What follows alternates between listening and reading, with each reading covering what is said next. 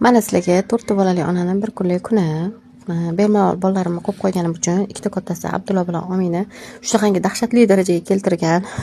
Endi bu yoki bir kuch topib yig'ishtirib olishim kerak. Qani boshladik.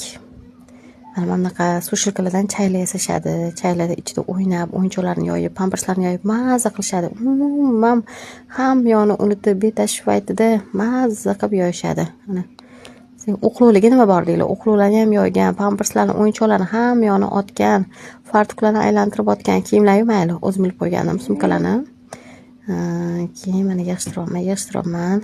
Ayoqda qiy-chuv qilib, baqir-chaqir qilib do'pillatib o'ynashyapti. Bu yoqni yig'ishtirib bo'lsam, keyingi xonaga o'tishimga anaqa qilib berishyapti, degan ish ko'paytirib berishyapti. Maza, charchamayman. La la la la la la la deb ashula aytib yig'ishtiraman. Hamma aytadi mana, juda asabiy emasmisiz, 4 bola bilan qanaqa yeplaysiz deydi.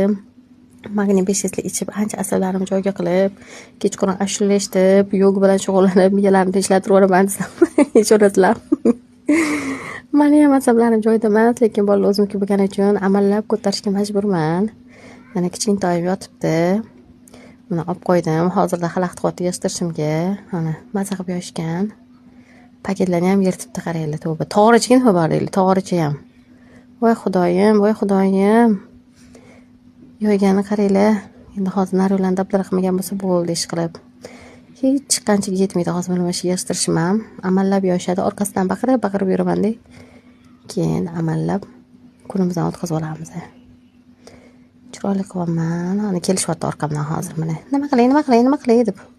Hech nima qilmay yo'qolaring dedim. Bor chiqib turlaring, yig'ishtirib olay, tozalab olay dedim keyin. O'yinchoqlarni yig'ishtirib olmach, o'yinchoqlar ko'payib ketib qoldi boru.